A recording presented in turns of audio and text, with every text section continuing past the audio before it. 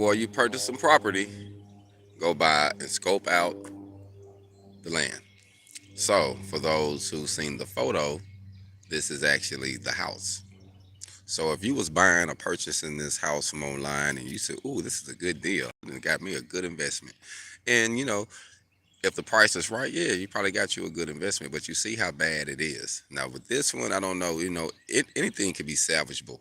You know what I mean? I haven't went in the inside though, but the lot is most definitely worth it if it's just a lot alone. But if you can rehab the house some type of way, then you win. But it's not what you thought you was buying. You know what I mean? But I think this is a. I want to say they said it was a 40 by one, a 40 or 40 by 120, 40 by 120, I believe. That's what I think it is. And someone owned this lot. I don't think this lot is for sale, but it probably is. They've been keeping it clean though, as you see. They've been keeping it clean, and this is like property, family in the area. I got a friend of mine grew up with. He just bought some property over there where that trailer is over there. Shout out to Chris. He in Little Rock right now, or North Little Rock. But the goal is, like I say, to come down and scope out some of these properties. But I wanted to just highlight that because a lot of people purchase things online. A lot of people purchase things without actually physically going by there or having someone. Even if you're networking outside of a source, outside of a city, have someone in that area. If you have to pay a contractor or someone to go there, get you some up-to-date photos and things of the property so you know what you're working with. But it's wise to do that before you just jump out and start investing your money. Because doing it blindly like that, you don't really know what you're looking at. Now, this house might be okay. I don't know. It might still be salvageable. You see, we got old windows. A lot of the houses was made a long time ago. See, this got wood panel siding. You know, some type of wood that they used then. But you see, it's a nice size property. And it was. You know, so it could be restored. It goes way back. It goes back there to that fence line right here. So it could still be salvageable. Most definitely, it still could do some things with this. So we're not going to count it out, but you see what you're working with. You know, to some of them, I said, man, forget it, man. Just tear the house down. But you see, there's some issues on the roof though. An area sitting fail, so you pretty much know you got to put a whole roof on this one for sure if you're going to try to save it. But I think to highlight that is very important, man, before you make an investment. Also, I wanted to say, check out the city council in those small areas, the municipal building or wherever they commerce at when it comes to property and zoning, wherever they do the zoning at. That's where you can find out a lot about the properties that's available. A lot of times they'll know the people you need to contact to actually get the property or call to gain some more information on it. So take advantage of those things as far as paying someone to either go out do it for you or you get a chance to go do it yourself. Since I'm here right now, I've been traveling around, going to different spots, actually looking at the property, seeing what's what, seeing what's this, seeing how I can actually make it work if it's worth investing in. But the main thing is to realize what area you in, how it's growing, how the world is changing, and a few good things I like about Arkansas property is, Arkansas now is marijuana. It's been marijuana legal for a while, so it's not going to take too much longer where it's going to be legal. And not only that, it's a lot of people tend to move to areas where there's medical and legal marijuana for health issues or whatnot. And a lot of times the property in these little small rural areas are actually affordable. So a person can actually move from a bigger city, can actually come in, own some decent property and live okay while they take care of their medical issues. So that's another good thing that I know. And then in this town, actually, it's actually a town that is right off the Highway 65. So it's right off the main interstate that goes through here. So, it's a lot of business. A lot of people travel through here and don't even know it, you know what I mean? But it's a nice stretch when you pass through McGee, but it's right off the main highway. And so when it comes to bringing stuff into the city, bringing commerce, That right there is a big plus. Plus, is a train system that runs right through the system, right through the city, where they ship a lot of commerce. You see a lot of cars, different type of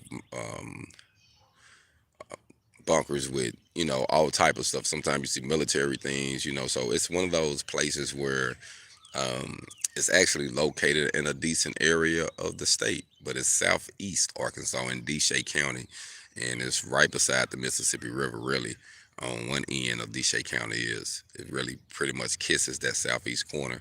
But it's a nice area. But one thing I do like about it is a lot of smaller towns that actually come here. And this town is about 5,000 people, give or take. And so a lot of small towns come here and stay. It's kind of like a center hub, so to speak.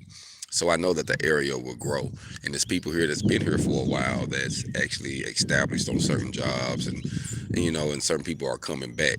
So I know that it's always going to be money in areas like this. So that's why, once I came back to my hometown, I realized the asset of being in a smaller place.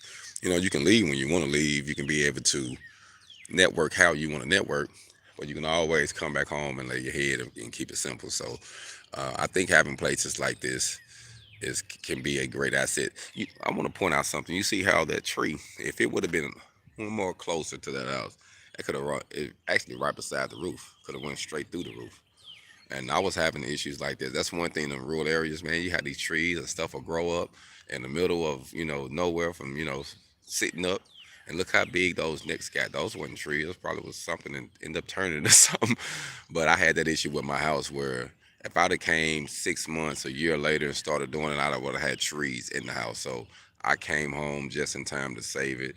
And sometimes you'll say, man, if I'd have came sooner, did this, but everything happens for a reason. But I wanted to highlight this because it's important before you get to spending your money, before you get to diving into the real estate, do a little homework. Like I say, everybody got different expertise, but um, there's so many different avenues you can go and different people you can actually reach to gain some financial literacy and some education on real estate. So, the goal is, and I want to highlight something because Jay Morrison said this. We talk about financial literacy and why it's important, but financial literacy is not the goal. The financial literacy is actually a step to help us be able to have more drive instead of more. See, when you don't have financial literacy, you feel like you got to do something. So a lot of your time or your effort is to a job, and you're tied up all the time because you don't see a way. But once you gain some financial literacy, you actually see the bigger picture. Now you can focus on your purpose. You can be able to be driven. You know what I mean? You can be able to be driven to say, okay, this is what I want to do. So that's why it's important to learn both. But the goal, the end goal is freedom. Freedom, financially freedom to be able to help your people, freedom to be able to grow, freedom to be able to do the things that you enjoy, to live out your calling. So I just wanted to highlight that and just say that the end goal is not just financial literacy, is financial freedom. It's freedom point blank. Period. So we want to do these things so that way you don't have to be slaves to a job. You know, the goal is use your earned income, invest it to make passive income. But the passive income is actually going to work for you once you allow your money to work. So don't just get caught up in thinking it's going to be single homes that you're going to restore that's going to get you this money. Because you guys think, be realistic. You buy a home and you put $80,000 in it, you just going to rent it out, or $50,000 just going to rent it out for 750 to 14 or $1,200 a month or whatever you're trying to get off of it. It's going to take a while to get your money back.